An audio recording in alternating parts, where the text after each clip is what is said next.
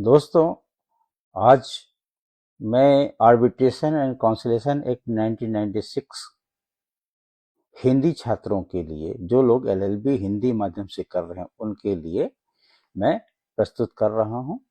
यह आता कहाँ है? ये सब्जेक्ट विषय अल्टरनेटिव डिस्प्यूट रेजोल्यूशन के तहत आता है। तो माध्यम वसूला अधिनियम 1996 के अनुसार एक माध्यस्थम पंचाट यानी आर्बिट्रल अवार्ड पंचाट अधिकरण यानी आर्बिट्रल ट्रिब्यूनल द्वारा सुनाया गया एक औपचारिक और कानूनी रूप से बाध्यकारी निर्णय होता है, जिसे पारंपरिक अदालत की डिक्री के बराबर ही कानूनी मान्यता और प्रवर्तनीयता एनफोर्सिएबिलिटी प्राप्त है।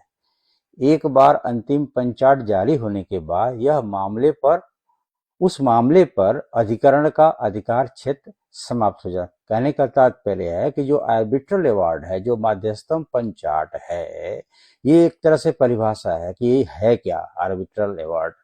तो ये है कि जो ट्रिब्यूनल एक औपचारिक और कानूनी रूप से जो निर्णय किसी बात में देती है, उसकी जो तुलना की गई किससे? अदालत की डिक्री। वो क्या है? अदालत की डिक्री के बराबर होती कानूनी मान्यता है, और उसकी प्रवर्तनीयता यानी एनफोर्सिबिलिटी भी डिक्री के ही बराबर है। एक बार अगर अंतिम पंचाट जारी हो जाए तो आगे अधिकरण के सामने दोबारा उस वाद को नहीं लाया जा सकता है।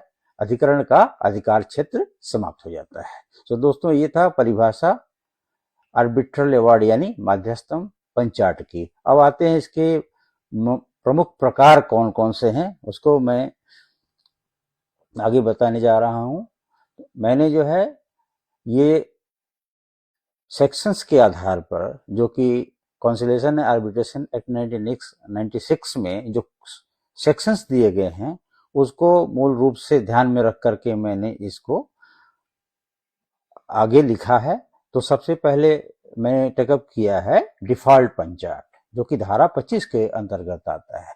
यह पंचाट किसी पक्ष की गैर मौजूदगी या असहयोग पर जारी होता है। कब जारी होता है? जब कोई पक्ष मौजूद नहीं है या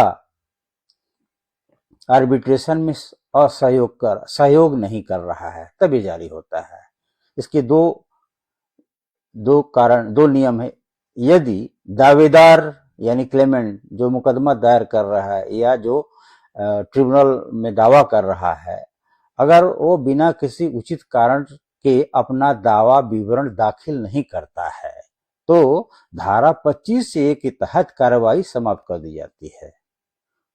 वहीं अगर प्रतिवादी जिसके अगेंस्ट में दावा किया गया है, रेस्पोंडेंट, अगर अपना जवाब दाखिल नहीं करता है, तो अधिकरण जो है 25B के तरफ एक तरफा कार्रवाई आगे बढ़ाएगा।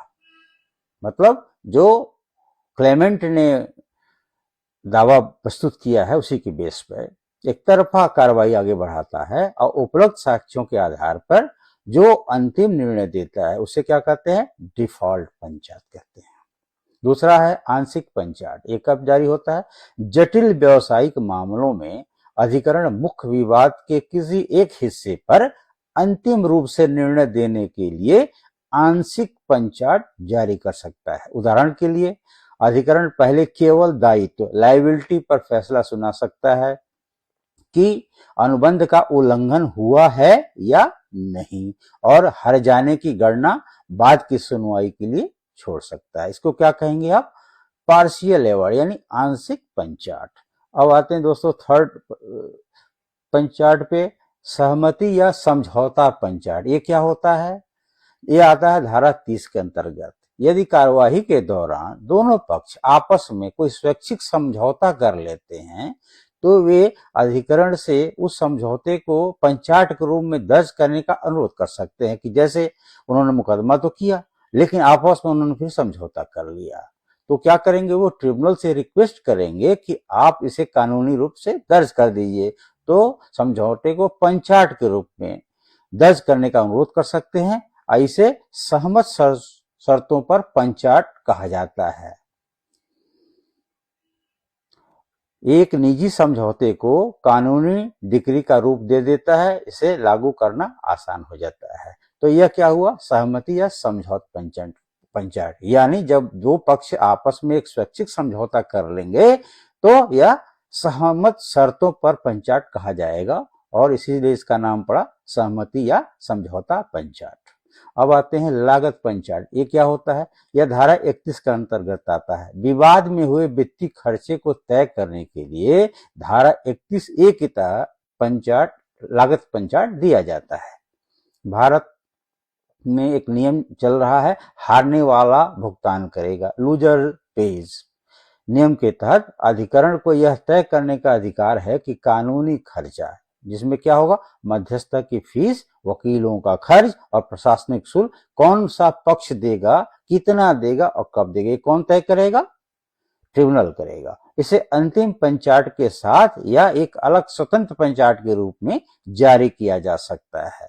तो कॉस्ट अवार्ड क्या है कि दो रूप से हो सकता है, या तो इसको अलग से दिया जाए या अंतिम पंचायत के साथ संलग्न करके दे दिया जाए कॉस्ट अवार्ड को। अब आते हैं दोस्तों, अंतरिम पंचायत क्या होता है। धारा 31(6) में आता है, जब कार्यवाही के दौरान किसी मुद्दे पर तत्काल निर्णय की आवश्यकता होती है तो अधिकरण अंतरिम पंचायत जारी करता है।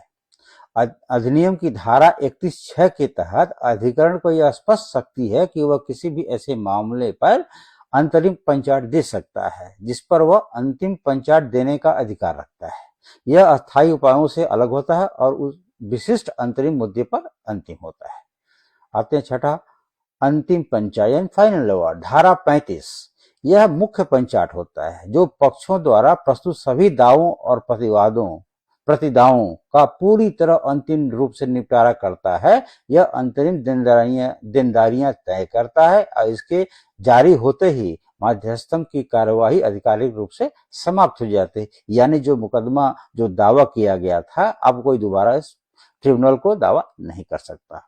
लास्ट में आते हैं अतिरिक्त पंचायत। यह क्या होता है, अतिरिक्त पंचायत धारा 33(4) के अंतर्गत दिया गया है। यदि अधिकरण सुनवाई के दौरान उठाए गए दावे पर अंतिम पंचायत में निर्णय देना भूल जाता है तो प्रभावित पक्ष पंचायत प्राप्त होने के 30 दिनों के भीतर अतिरिक्त पंचायत के लिए आवेदन कर सकता है। इससे अधिकरण को अपनी भूल सुधारने का मौका मिलता है और पक्षों को नए सिरे से मामला शुरू नहीं करना पड़ता। कहने का तात्पर्य यह है कि मान लीजिए कि दावे में एक ऐसी चीज थी जिसकी सुनवाई तो हुई, लेकिन जब अंतिम फैसला आने लगा अंतिम पंचायत में तो वो चीज भूल गई अधिकरण द्वारा।